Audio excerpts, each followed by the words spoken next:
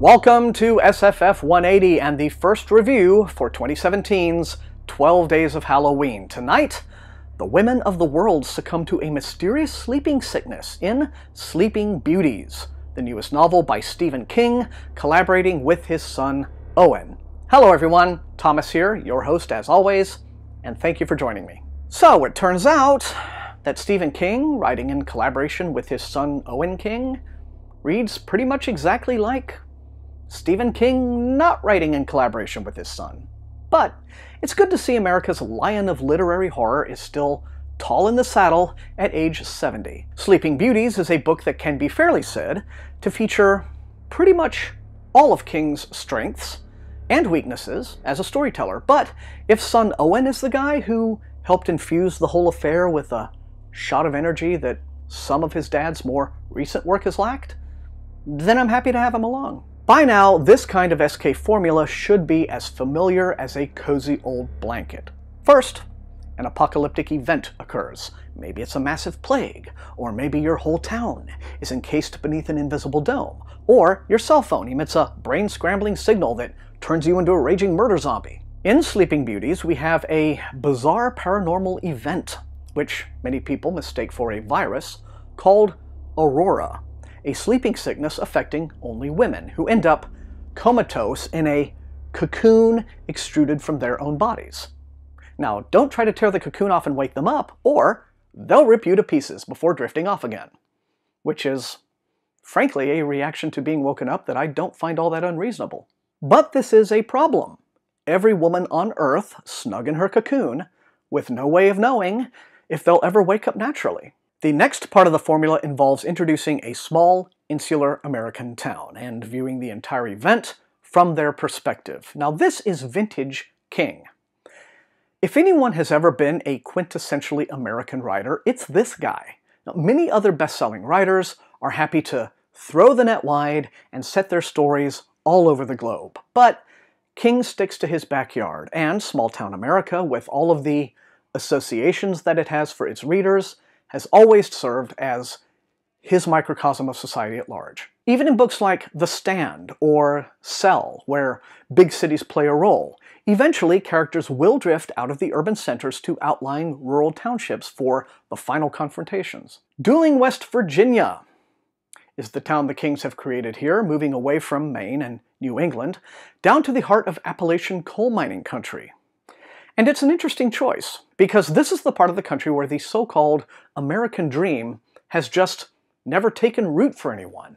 It's an area of seething tensions and economic resentment, where drugs and crime offer an illusory way out. This fictional town is home to a women's correctional facility. Now, it's interesting to see the level of care King and son take in creating a sense of balance in their characters' circumstances, because it would be ridiculously easy, not to mention lazy, to populate a book as steeped in sexual politics as this one, with one-dimensional stereotypes of violent scumbag men and shrinking violet women. Sleeping Beauties gives us regular folks, men and women, some good, some bad, most a mixture of both, doing what they can to get by from day to day. Aurora arrives at the same time a mysterious woman, or should I say, otherworldly individual who appears to be a human female but who the hell really knows, calling herself Evie, wanders into town from parts unknown, promptly murders a couple of meth cookers with her bare hands, and gets herself detained in the prison, which is precisely where she wanted to be. From here, the drama plays out. The town's women gradually succumb to Aurora, despite heroic attempts by many of them to delay sleep for as long as possible. Once rumors leak out about a strange woman at the prison who can sleep and wake up normally, the men divide into two camps. Inside the prison, Dr. Clinton Northcross, the prison psychiatrist and husband of the town sheriff, Lila, finds himself in charge, determined to keep Evie safe from the other camp, an armed posse of men from town, led by Frank Geary, an animal control officer who has essentially made himself acting sheriff, and is convinced that if Evie caused Aurora, she can put a stop to it, and had damn well better. A siege of the prison is in the offing. At 700 pages in hardcover, Sleeping Beauties is well overlong, like a lot of King's work, but The pacing only flags at times in the second half when we get a glimpse of where all the world's cocooned women have gone. Yes, they've gone somewhere, and while it's interesting conceptually, these scenes end up being surprisingly flat dramatically. You might also expect the book to have, you know, things to say about concepts like inequality and gender-based power imbalances. I mean, it's just dumb luck, of course, that the book's release coincides with the Harvey Weinstein earthquake.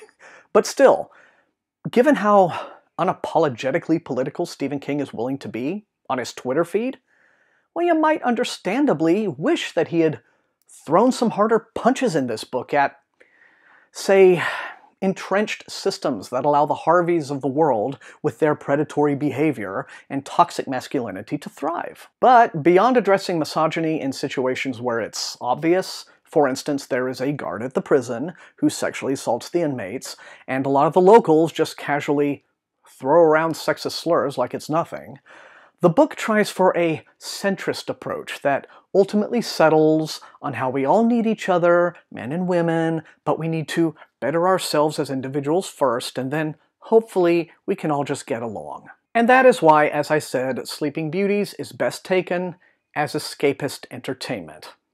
After all, you can't exactly get all preachy about male violence when your book's big showpiece is a wildly entertaining shootout sequence. Now, if you want a real thematic deep dive into the implications of a gender-based apocalypse, there are stories out there which serve that purpose much better, say Children of Men, or Jane Rogers' brilliant Arthur C. Clarke Award winner, The Testament of Jesse Lamb. Now, I thought of a few ideas stemming from Sleeping Beauty's premise that the book didn't touch on at all.